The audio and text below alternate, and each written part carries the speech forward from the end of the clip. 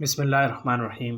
Welcome to my YouTube channel public law. आज हम जिस टॉपिक पर बात करने जा रहे हैं वो टॉपिक है सिंध गवर्नमेंट ने एज रिलैक्सेशन जो दी है वो किस किस वजह पर और किस किस बुनियाद पर दी है और कौन से नए रूल्स बने हैं। सिंध गवर्नमेंट ने जो है Sindh civil servants relaxation of upper age limit rules 2024 introduce करवाए हैं और उसमें कुछ कैटेगरीज बताई हैं जिनको एज रिलैक्सेशन दी जाएगी। इस एक्ट को अगर हम पढ़ें तो इसको दो कैटेगरीज में तकसीम किया गया है।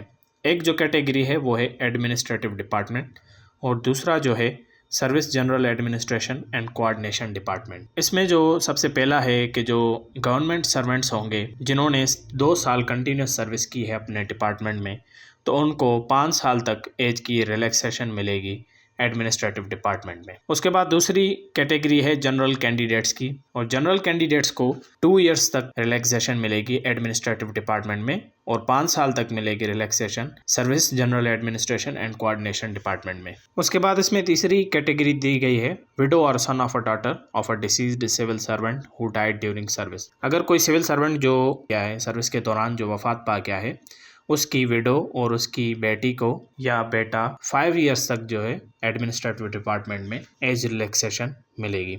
उसके बाद चौथी कैटेगरी है persons with disabilities, differently abled person या डाइवोर्स्ड वुमेन्स जो हैं या जो बेवाहें हैं उनको भी जो है 5 साल तक की रियायत दी जाएगी, एज रिलैक्सेशन दी जाएगी एडमिनिस्ट्रेटिव डिपार्टमेंट में। जो भी मतलब जॉब्स आएंगी उन जॉब्स में जो है 5 इयर्स तक इनको रिलैक्सेशन दी जाएगी। तलाक याफ्ता या बेवा जो औरतें होंगी वो जो है सर्टिफिकेट्स जो है अपनी एप्लीकेशन के साथ लगाएंगी जो एज रिलैक्सेशन के लिए अप्लाई कर रही हैं।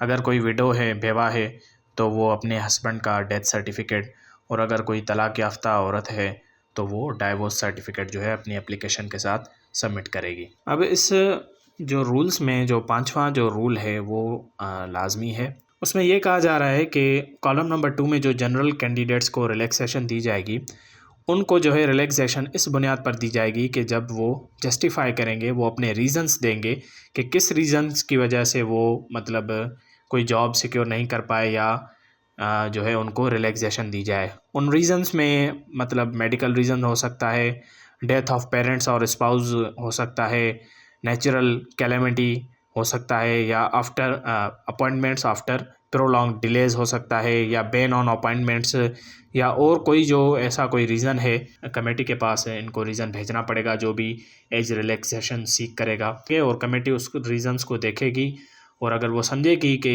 इसके रीज़न जो हैं जस्टिफाइड हैं तो वो उनको रिलैक्सेशन दे देगी। तो ये 4 कैटेगरीज बताई गई हैं जहाँ पर जो है एज रिलैक्सेशन दी गई है और इसमें पूरा प्रोसेस बताया गया है कि इस किस्म के बंदों को ही जो है एज रिलैक्सेशन दी जाएगी। अगर आप मज़ीद ऐसी मालूमाती वीडियोस देखना चाहते हैं तो हमारे चैनल पब्लिक लॉ को सब्सक्राइब करें।